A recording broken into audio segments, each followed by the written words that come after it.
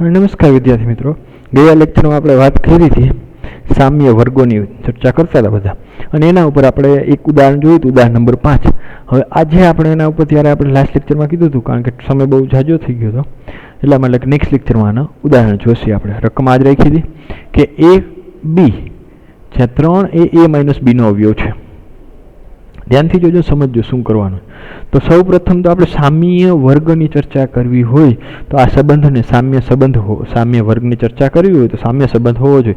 સામ્ય સંબંધ કઈ રીતે થાય એ આપણે ઇઝીલી તમે સાબિત કરી શકશો, એમાં કોઈ આગળ ચર્ચા કરવી જેવી નથી. કારણ કે જો એ માઇનસ એ પહેલાં એ આપણે સવાચક માટે તો એ લેસી, એ માઇનસ એ 0 તો 0નો અવયવ 3 હોય. જો એ માઇનસ બી 3 એ માઇનસ એ કોમા બી આપણે આરમાં લેશે તો 3 એ b નો અવયવ હોય તો b માઇનસ એનો, જેવી રીતે આપણે 2 માટે ચર્ચા કરી હતી એવી જ રીતે થઈ જશે અહીંયા. તો આગળ જોઈએ, આમાં ચર્ચા કરી તો આના આપણે એવા વિભાજન કરવા પડે કે જેથી કરીને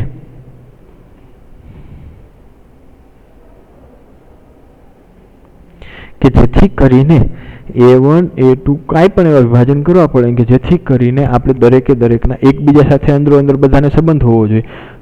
અંદરો જેટલા પણ ઘટકો હોય બધાને એકબીજા સાથે સંબંધ હોવો જોઈએ. A1 નો એક પણ A2 સાથે ન હોવો જોઈએ, A2 નો એક પણ A3 સાથે પણ એકબીજા સાથે આમ 12 રીતે ગણનીમાં સંબંધ હોવા જોઈએ નહીં, અને બધાનો યુનિયન Z થવો જોઈએ, છેદગણ ખાલી ગણ થવો જોઈએ. તો વિભાજન કરી તો આપણે લઈએ, શરૂઆત કરીએ. પેલો હું A1 વિભાજન કરી તો સૌ પ્રથમ તો આપણે કેવી સંખ્યાને 3 વડે વિભાજ્ય હોય એ સંખ્યાનો થોડોક આપણે અભ્યાસ કરી. તો A1 બરાબર જો હું આવું લઉં કે x, કે જ્યાં x એ 3નો ગુણિત હોય, x અહીંયા x બિલોંગ્સ ટુ z, કે જ્યાં x એ 3નો ગુણક છે. તો A1 માં આપણે લેવાના કોના? z ની અંદરના ઘટકો આપણે જોઈએ -3 -2 એમ ડોટ -1 0 1 2 3 4 અપ ટુ આ બધા ઘટક આવી જવા જોઈએ. આ બધાનો આપણે એક પણ ઘટક બાકી રહેવો જોઈએ નહીં. હવે બધા એવા x પહેલા તો લઈ લો A1 ની અંદર કે જેને ડાયરેક્ટ 3નો ગુણિત હોય, તો 0 આવે ને, 0 જ સૌ પ્રથમ, પછી 3 6 9 એ બધા 3ના ગુણિત. આ બાજુ જુઓ તો -3 -6 -9. ઓકે, તો અમુક પ્રકારની સંખ્યામાંથી લઈ લીધી. હવે બીજો શ્રેણો મારો એવું કંઈક કરો કે જેથી કરીને હજી થોડાક આવતા રહ્યા તો બીજું પાર્ટીશન પાડી A2, એવા બધા x બિલોંગ્સ ટુ z લઈ. હવે જુઓ, થોડુંક લોજિક વિચારો. જો આ સંખ્યા આવી, આ સંખ્યા આવી, આ બાજુ આ આવી, બાકી કઈ રહી? આ 1 વાળી બાકી રહી. તો અહીંયા x એ 3નો ગુણિત હતો, એની જગ્યાએ હવે હું કંઈક થોડુંક એવું કરું કે એક સંખ્યા બાદ કરું, તો એક સંખ્યા બાદ કરી નાખો. એટલે x માંથી જો હું બાદ કરું, x માંથી હું 1 બાદ કરી નાખું, એટલે કે કઈ સંખ્યા આપશે? x માંથી હું 1 બાદ કરી નાખું. જો x બરાબર હું 1 લઉં તો 1 - 1 0 આવી ગયું. જો હું 4 લઉં તો 4 - 1 કરવાનો, એટલે 3 પાછો આવી જાય. જો એવી જ રીતે -3 આમ લીધી હોય એક સંખ્યા તો આવી જશે કયો? તો કે x - 1 એ 3નો ગુણક છે.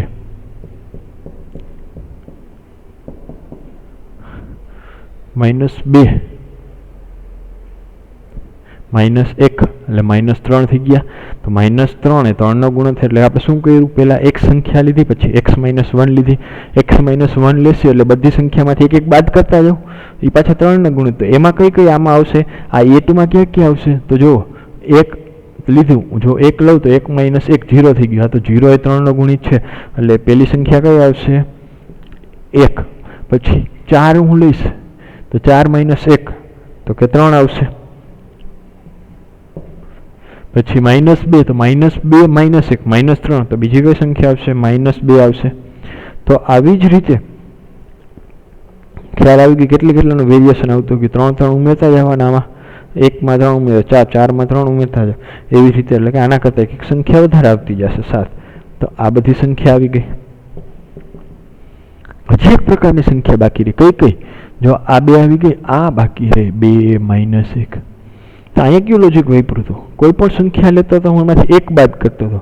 હવે 2 જોતા હોય તો મારે 0 ઉપર જવું હોય તો હું સંખ્યામાંથી કેટલા લઉં? જો 2 લઉં તો પાછા મારે 2 જોતા 0 જોતો હોય તો કેટલા બાદ કરવા પડે? 2. તો A3 પાર્ટીશન એવું લઈ લ્યો કે x belongs to z અને x - 2a 3 નો ગુણક છે. x - 2 એ 3 નો ગુણક છે. તો શું આવશે? જો તમે જોશો તો ખ્યાલ આવશે. જો હું 2 લઈશ તો 2 - 2 0, તો 2 આવશે આમાં. પછી 5 લઈશ, 5 - 2 એટલે કેટલા મળશે? 3. 3 એ 3 નો ગુણક છે 5. પછી આગળની સંખ્યા જોઈ તો કેટલા? 5 ને એમાં 3 ઉમેરી દો એટલે કે 8. 8 - 2. આ બાજુ જુઓ તો કે -1 લ્યો, -1 - 2 -3 તો થઈ જાય. તો આજી બધી સંખ્યા આવશે. તો તમે જોયું હશે કે A1 A2 A3 ત્રણ આપણે એવા વિભાજન કર્યા, કોના? ઝેડના, કે જેથી એના સાથેનો સંબંધ આપણો R જે આપેલો છે એ જળવાઈ રહે. તો A1 A2 ને A3. હવે જો આના કાંઈ પણ દરેકે દરેક ઘટકને, આની A2 સાથે કોઈ સંબંધ નથી, પણ અંદરો અંદર બધા ઘટક રહ્યા એ R સાથે સંબંધ છે. આના દરેકે દરેક ઘટકને R સાથે સંબંધ છે. A1 ને A2 સાથે સંબંધ નથી, A2 ને A3 સાથે સંબંધ નથી. અને 3 એ 3 નું જો હું યોગ ગણ કરું, A1 યોગ A2 યોગ A3, તો મને પાછો જો ઝેડ આખો ગણ મળી જશે. અને એનો છેદ ગણ કરીશ તો ખાલી ગણ મળશે. તો આ જે મળ્યા A1 A2 ને A3 એને શું કહેવાય? સામ્ય વર્ગ કહેવાય. અને આ સામ્ય વર્ગને દર્શાવવો હોય તો A1 બરાબર, જો આ 3 નો ગુણિત છે એટલે આને ડાયરેક્ટ હું આમ લખી શકું 3R. આ કેટલાનો ગુણિત? 3 નો જ ગુણિત છે, પણ એમાંથી એક સંખ્યા આપણે બાદ કરી અથવા તો ઉમેરી દઈએ, એવી રીતે કરતી હોય પણ ચાલે. 3R + 1 કરશો એટલે કેટલા મળશે? 4 મળશે. 3R + R બરાબર, હું આપણે કોઈ R ની જગ્યાએ અલગ અલગ સંખ્યા મૂકતી જવાની. તો એવી રીતે અહીંયા ક્યાં આવશે? 3R + 1. અને અહીંયા ક્યાં આવશે? 3R + 2 અને R belongs to Z. જો આ જે 3R + 1 3R + 2 A1 A2 A3, તો આને શું કહેવાય? સામ્ય વર્ગો. કોણના? તો આપેલો જે ગણ આ સંબંધ આપેલો છે એના ઉપર. હવે સિમ્પલી આપણે કેવી રીતના વિભાજિત કરવાના હોય, કઈ રીતના બનાવવાના? તો જો તમે પાળો બોલતા જશો ને એટલે ખ્યાલ આવશે. 3 × 3 બરોબર. પછી આગળ 3 × 2 6 3 તેરી 9, તો એ બધી આવતી જશે. શેષ વધતી જાય. જાઓ કે તમે 4 લીધા, 4 લેશો 3 × 3 હારે ભાગાકાર, શેષ કેટલી વધે? જેટલી શેષ વધે ને 3R + 1 માં કરી દો. બરોબર. પછી ચાલો કે તમે એવું કર્યું કે 5 લીધા. હવે તમને એમ થાય કે હાલો 5 લીધા તો શેષ કેટલી વધી? 2 વધી. શેષ 2 વધે ને. આવી રીતે તમે ભાગાકાર કરો. 3 × 3 કેટલી વધી? શેષ 2 વધી. તો આને એમ કરી દેવાનું 3R + 2. પછી 4 લીધા હોય તો 3 × 3 વધ્યા કેટલા? 1. જો 3 લીધા હોય તમે 3 × 3 શેષ 0 વધશે. 0 + 1 + 2, તો કે 3R + 1 3R + 2 અને 3R ખાલી. હવે આવી રીતે એમ કીધું હોય કે AB જ્યાં 5A - B નો અવયવ છે ને સામ્ય વર્ગો તમને મેળવવાના કીધા હોય તો ક્યાં આવે? 5R + 1 5R + 2 5R + 3 5R + 4. વળી પાછું જ્યાં આવશે 5 પછીનો જે કાંઈ ટર્મ આવશે ને પાછો 5 વાળે આગળની ભાગમાં થઈ જશે. એટલે મતલબ કે એક સરખા જેવા હોય બધાને ઝેડમાંથી આપણે અલગ કરવાના. ખ્યાલ આવી ગયો? ઓકે. તો હવે આપણે ઉદાહરણ નંબર 6 નો અભ્યાસ કરી જેથી તમને ખ્યાલ આવશે. જો ઉદાહરણ નંબર 6 માં શું કહે છે કે સંબંધ RA ગણ A બરાબર 1 2 3 4 5 6 7. જો ફિક્સ અહીંયા આપેલી લીધા કેટલા સુધીના? 7 સુધીના ગઈ પછી ગણ એની અંદર. હવે R સંબંધ કેવો આપ્યો છે? AB, જ્યાં A અને B બંને અયુગ્મ અથવા બંને યુગ્મ. હવે ગણ એ માંથી એવી સંખ્યા લેવાની જે આર ની અંદર આવે, કાં તો બે યુગ્મ હોય કાં તો બે અયુગ્મ હોય. દ્વારા વ્યાખ્યા છે સાબિત કરો કે આર એ સામ્ય સંબંધ છે. પહેલી શરત આપણે એટલું કીધું સામ્ય સંબંધ છે, સાબિત કરવાનો. તો સામ્ય સંબંધ માટે આપણે શું સાબિત કરશું? સામ્ય સંબંધ સાબિત કરવા માટે સવાચક સમિત ને પરંપરિત. ખ્યાલ આવી ગયો? ચવાઈ ગયો છે વાક્ય. તો હવે આપણે સાબિત કરી જોઈએ. અહીંયા એ બરાબર 1 2 3 4 5 6 ને 7 બરાબર. સંબંધ આર બરાબર કેવું આપ્યા છે? a, b કે જ્યાં a અને b બંને અયુગ્મ અથવા બંને યુગ્મ. સવાચક માટે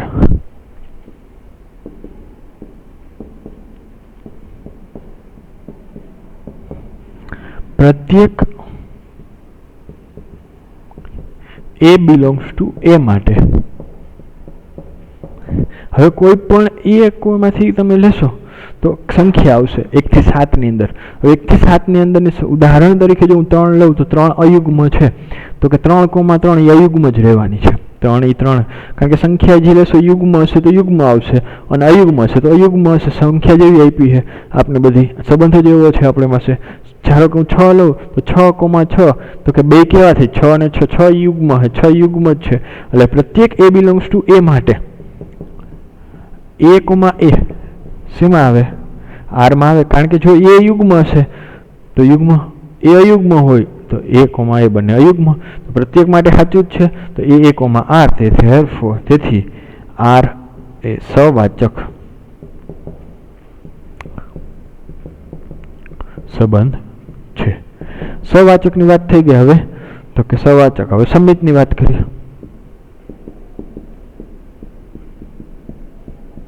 સમિત માટે આપણે શું કરીએ કે a, b belongs to r.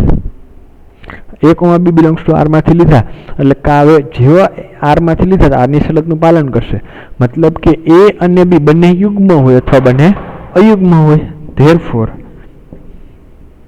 a અને b બંને યુગ્મ અથવા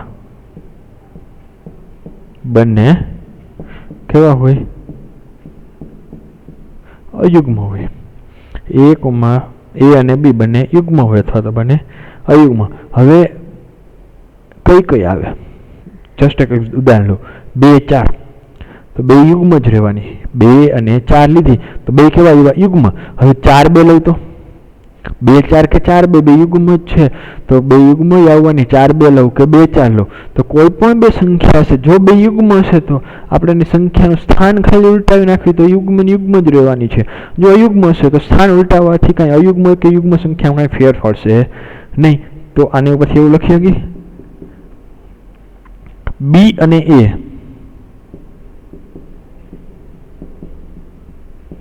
બંને યુગ્મ અથવા બંને અયુગ્મ મળે. therefore b, a શેમાં આવે? r માં આવે. therefore r એ સમિત સંબંધ છે. સવાચક થઈ ગયો, સમિત થઈ ગયો. હવે પરંપરિત ની વાત કરીએ આપણે. ઓકે તો હવે આપણે પરંપરિતની ચર્ચા કરીએ.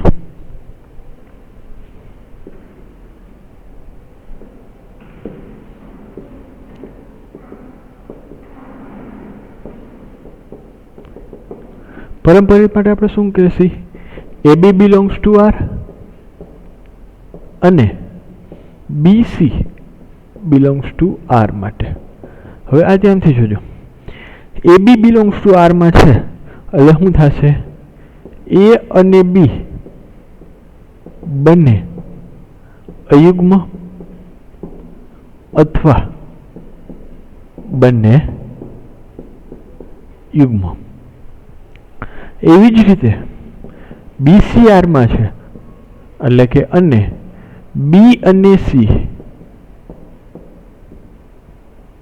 બંને અયુગ્મ અથવા બંને યુગ્મ. હવે ધ્યાનથી જુઓ, AB બે યુગ્મ હશે કાં તો અયુગ્મ, એક શક્યતા છે. ઉદાહરણ તરીકે આપણે એવું લઈ લઈએ કે A અને B બંને યુગ્મ છે, તો AB યુગ્મ હોય, A યુગ્મ B યુગ્મ, તો B કેવો હોય? યુગ્મ જ હોય. તો BC પાછા R માં જ આવવાના છે, BC R માં આવવાના. અને જો B આપણો યુગ્મ હોય તો ફરજિયાત પણ C શું થવો જોઈએ? યુગ્મ જ થાય. બીજું તમે વિચારો, કાં તો આ A અને B બંને કેવા હશે? અયુગ્મ હશે, તો B કેવો થશે? અયુગ્મ. તો BC પાછા R માં છે, BC ભેગા જ આવવાના. તો B જો અયુગ્મ હોય તો C પણ કેવો થવો જોઈએ? અયુગ્મ જ થવો જોઈએ. શું કરવા? કારણ કે એ R માં છે, એટલા માટે. B અને C બિલોંગ્સ ટુ R છે, A અને B R માં છે. તો કાં તો A અને B બે જો યુગ્મ હશે તો B A B બંને યુગ્મ હોય તો B યુગ્મ થાય. તો અહીં પાછો B જ છે, તો એ B યુગ્મ હોય તો અહીં C પાછો કેવો થાય? યુગ્મ થાય.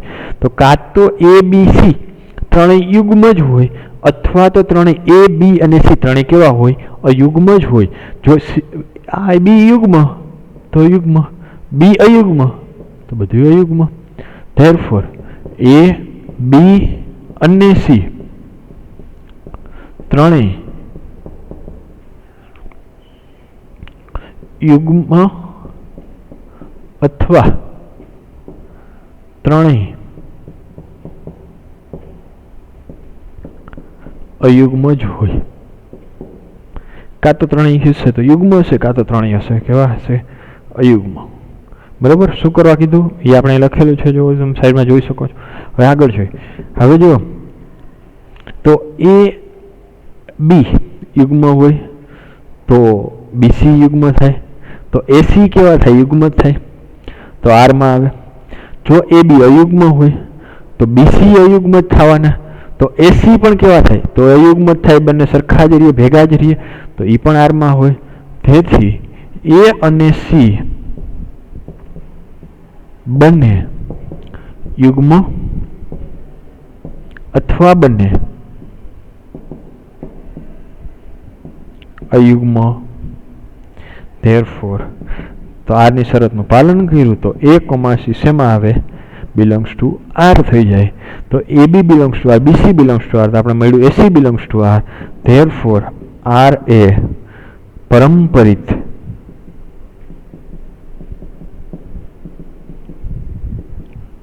સંબંધ છે.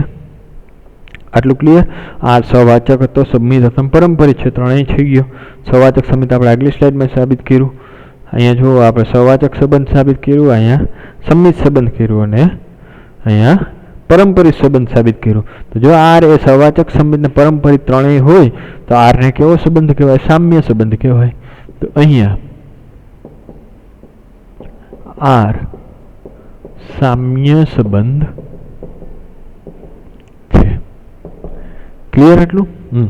હજી રકમ આપણે આગળ કીધું છે કે અત્યાર સુધી જેટલું આપણે શરૂઆતનું કીધું એટલું અહીંયા સુધી જોયું. આપણે આગળ શું કહીએ?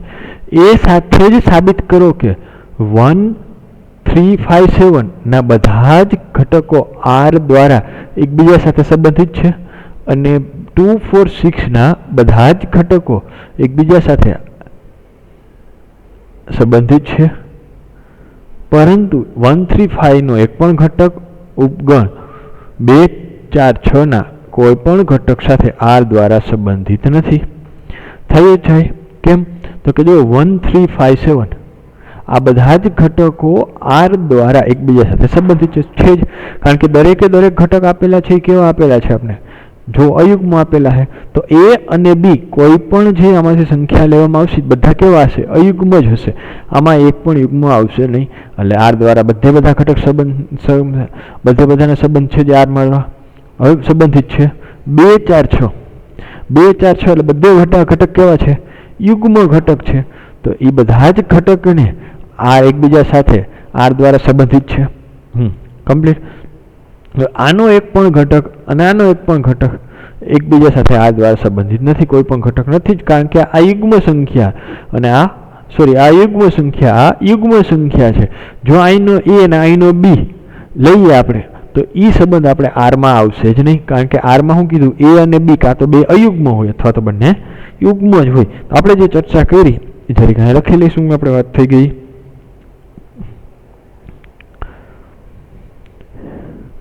હવે આપણે જે કીધું હતું 1 3 5 7, અહીંયા 1 3 5 7 ના બધા જ ઘટકો એકબીજા સાથે સંબંધ આર ધરાવે છે. ના બધા જ ઘટકો એકબીજા સાથે, કેમ એકબીજા સાથે સંબંધ આર ધરાવે? કારણ કે બધા જ ઘટકો અયુગ્મ છે, એટલા માટે બધા જ ઘટકો એકબીજા સાથે સંબંધ આર ધરાવે છે, કારણ કે બધા જ ઘટકો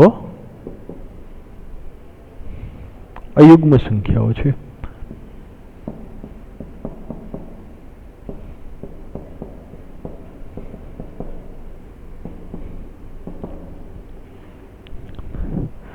અને બીજું આપણે કેનું કીધું હતું, 2 4 6 ના બધા જ ઘટકો એકબીજા સાથે, જે ઉપલી લાઈન લખી એમ જ એક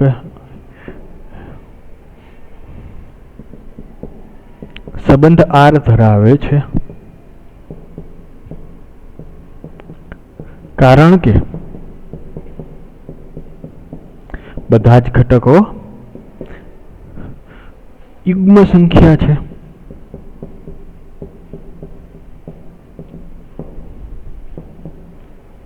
ક્લિયર એટલું? અને ત્રીજો આપણે ક્વેશ્ચન શું કીધું હતું કે પરંતુ એકબીજાના એક પણ ઘટક નો કોઈ પણ ઘટક ઉપગણ 2 4 6 ના કોઈ પણ ઘટક સાથે આર દ્વારા સંબંધિત નથી. બરોબર નથી, તો નથી જ આપણે કઈ રીતે કહી દઈશું, કારણ કે 1 3 5 7 ના ઘટકો અયુગ્મ છે, જ્યારે 2 4 6 ના ઘટક. ત્રીજાનો જવાબ થઈ ગયો, કારણ કે 1 3 5 7 ના ઘટકો અયુગ્મ છે, જ્યારે 2 4 6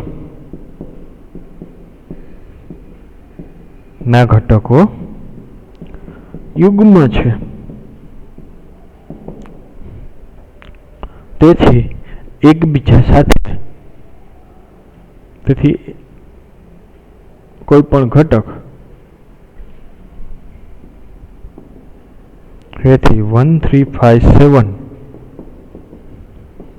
નો કોઈ પણ ઘટક ઉપગણ 2 4 6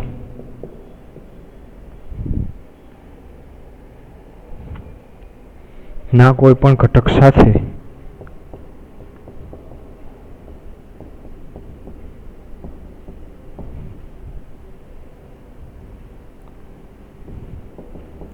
આર દ્વારા સંબંધિત નથી. ક્લિયર એટલું? ઓકે, લખી નાખજો.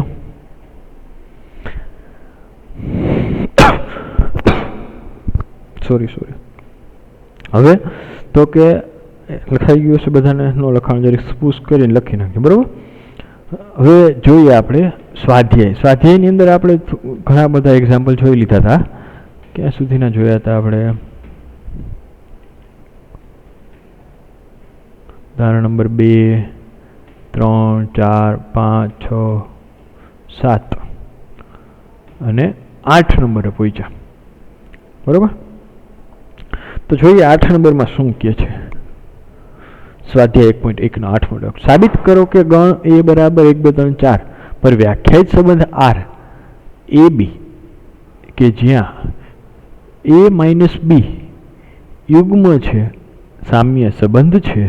સાબિત કરો કે 1 3 5 ના બધા જ ઘટકો એકબીજા સાથે આર સંબંધ આર ધરાવે છે. 2 4 ના બધા જ ઘટકો એકબીજા સાથે સંબંધ આર ધરાવે છે, પરંતુ 1 3 જેવી રીતે આપણે ઉદાહરણ નંબર 6 ગણો સેમ ટુ સેમ બેઠે બેઠો એક્ઝામ્પલ છે આ, બરોબર. તો તમે તમારી રીતે જરીક પહેલાં વિચારો કે શું કરવાનું છે આમાં, જેથી કરીને આપણે તમે થોડુંક વિચારશો તો વધારે મજા આવશે આપણે.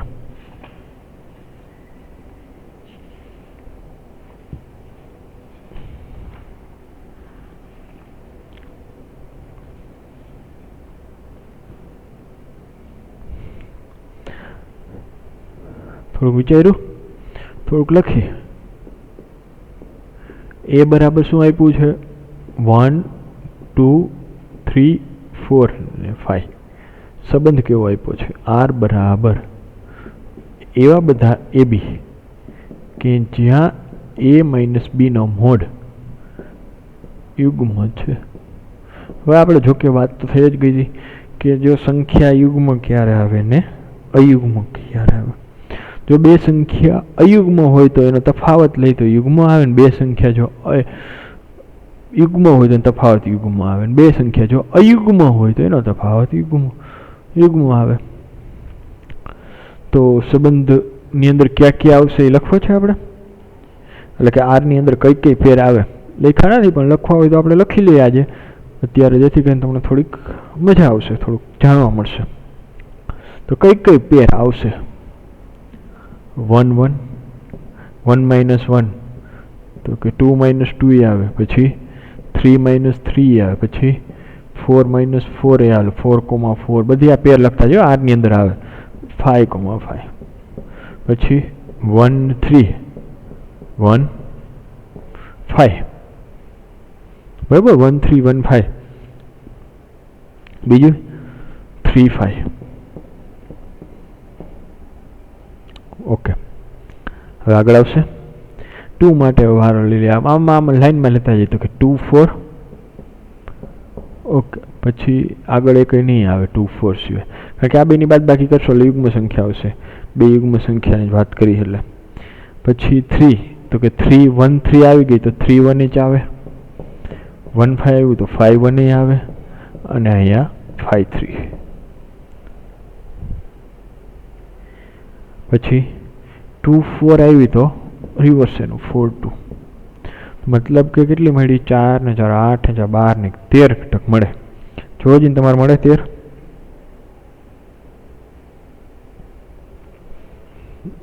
આના સિવાય એક પણ આવશે નહીં, એના ઘટક જે આર સાથે સંબંધ હોય. હવે આને આપણે શું કરવાનું છે? સવાચક સમિતને પરંપરિત. તો સવાચક માટે આપણે કીધું જ છે દરેકે દરેક ઘટક લઈ લ્યો. આપણે લઈ બધા આવી જવા જોઈએ, એની પેર આવી જાય 1 1 2 2 3 3 4 4 5 બધા જ છે જ.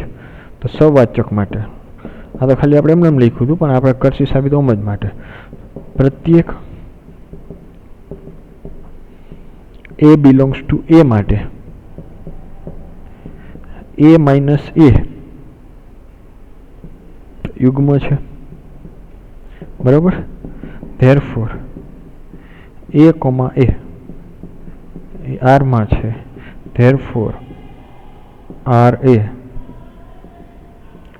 સવાચક સંબંધ છે.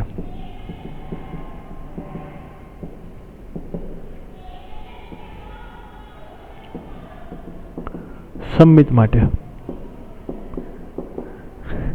હવે સમિત માટે આપણે શું કરવાનું? એ બી બિલોંગ્સ ટુ આર માંથી લ્યો. a, b belongs to R. Therefore, mod of a minus b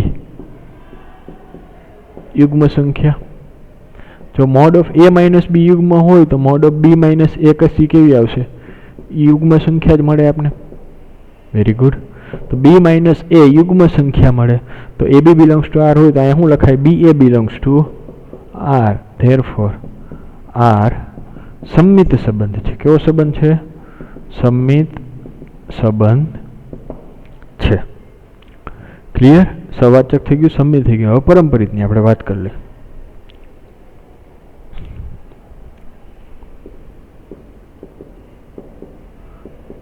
પરંપરિત માટે પ્રથમ પદ માટે આપણે AB બિલોંગ્સ ટુ R અને BC બિલોંગ્સ ટુ R લેશી. તો AB બિલોંગ્સ ટુ R માટે શું થશે કે mode of A minus B યુગ્મ સંખ્યા અને mode of B minus C એ પણ યુગ્મ સંખ્યા. કેમ? કારણ કે R ની અંદર છે તો R ની શરતનું પાલન કરે. હવે A માઇનસ B એ યુગ્મ મળે મોડની સાથે, તો આપણે એવું કહેવું તો ડાયરેક્ટ કહી શકાય A માઇનસ B એ ઝેડની અંદર આવશે જ. એટલે કે જો ઝેડની અંદર આવતો હોય એટલે કે કાંઈ પણ તફાવત મળશે એક નંબર ટૂંકમાં એમ આપણી પાસે છે.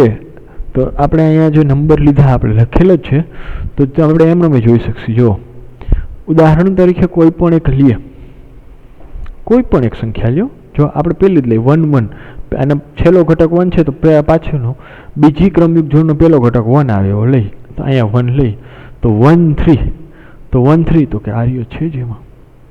કોકને એમ થાય કે સાહેબ આ 5 1 લીધો, આ 1 5 લીધી, આ બે પહેલી પેર 5 1 લે, બીજી પેર 1 5 લઈ તો 5,5 આવવો જોઈએ. આવે દરેક માટે થશે.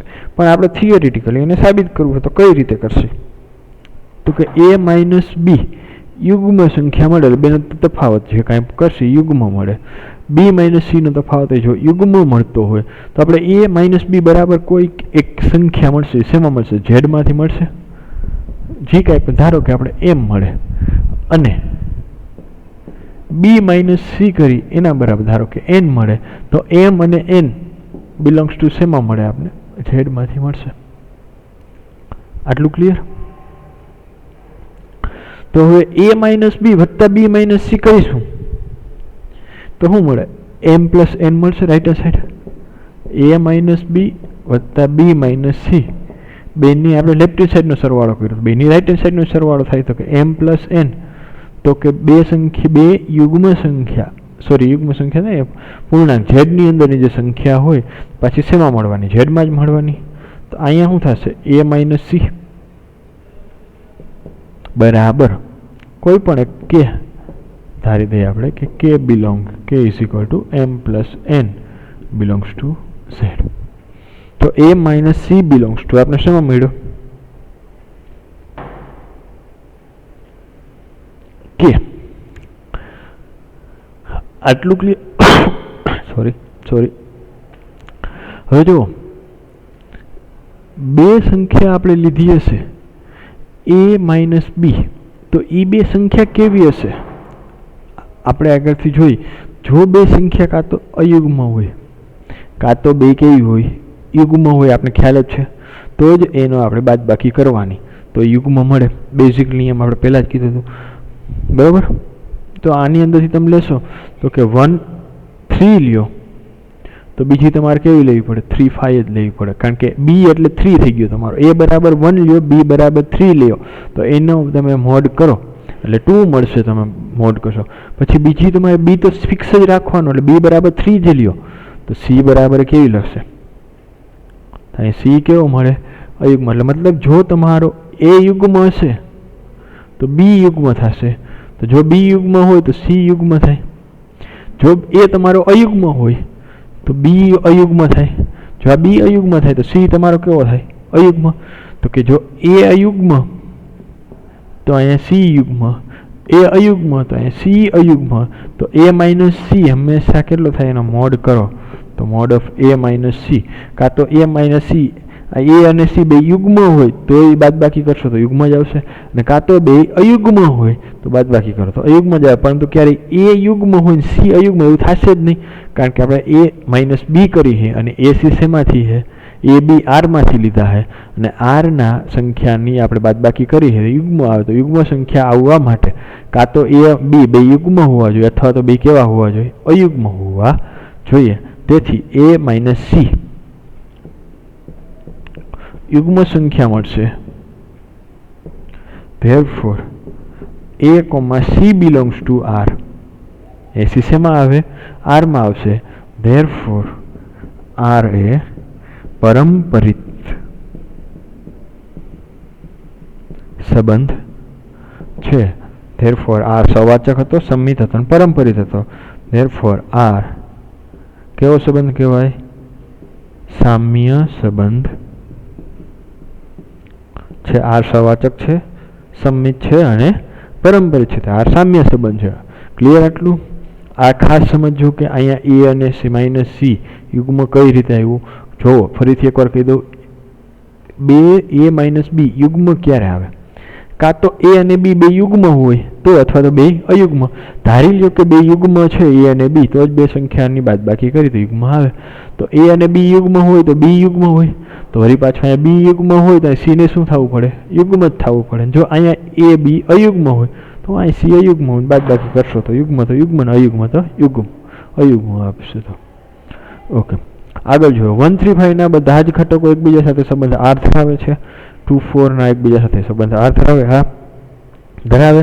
તો લખી નાખશે આપણે 1 3 5 ના દરેક ઘટક એકબીજા સાથે સંબંધ આર ધરાવે છે, કારણ કે 1 3 5 દરેકે દરેક ઘટક કેવા છે? અયુગ્મ છે.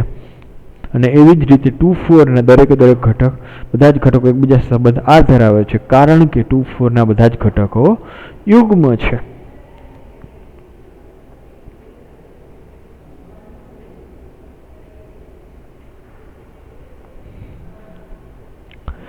ઇન શોર્ટ આવી રીતે લખવું હોય તો લખાય, અથવા તો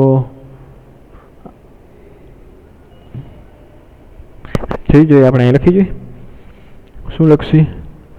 1 3 5 માટેની વાત કરી, અથવા તો આપણે જે હમણાં આગળ લખ્યું એ લખી લે. ચાલો 1 3 5 A B belongs to 1 3 5, therefore mod of A minus B યુગ્મ મળે.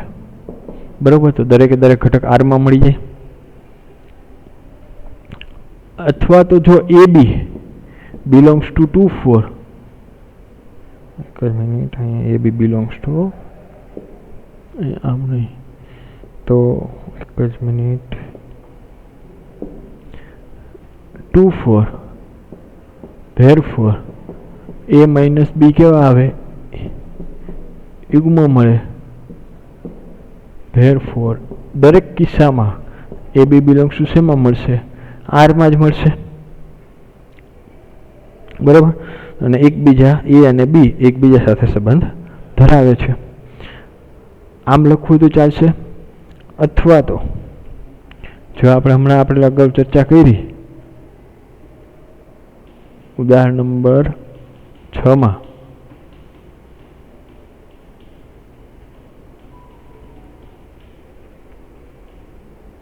કે અહીંયા આર સામ્ય સંબંધ છે, જ્યાં તમારે હતું અહીંયા 1 3 5 7 અને અહીંયા છે આપણે 1 3 ને 5 સુધીનું.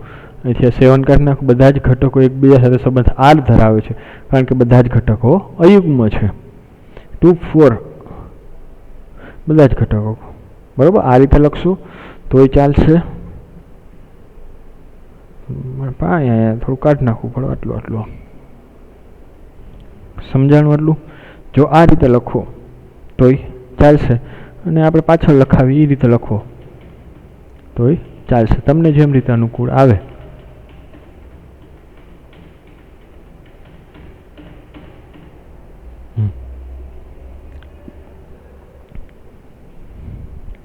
વન 3 5 ના દરેક ઘટક એકબીજા સાથે સંબંધ ધરાવે છે.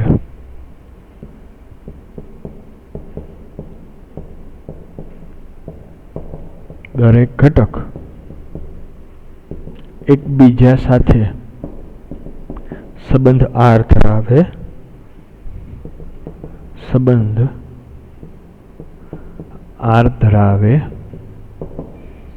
છે. અને જો એ બિલોંગ્સ ટુ, આ જ રીતે 2 4 નો દરેક ઘટક એકબીજા સાથે સંબંધ આર ધરાવે છે. જો એ બિલોંગ્સ ટુ 1 3 5 લઈ, બીજું આપણે એવું કીધું છે ને કે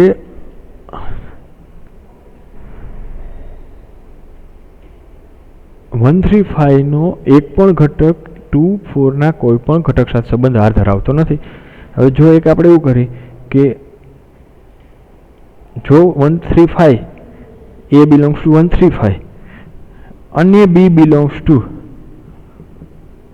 24 ફોર એક્ઝામ્પલ તરીકે લઈ તો mode of A minus B અને mode of B minus A કેવું મળશે? હમણાં અયુગ્મ જ મળે, કારણ કે એક યુગ્મ સંખ્યા એક અયુગ્મ સંખ્યા છે. જો બંનેની આપણે બાદબાકી કરી તો એ બે કેવા મળવાની છે? અયુગ્મ મળવાના છે. Therefore AB does not belongs to R અને BA does not belongs to R. તો 135 નો એક પણ ઘટક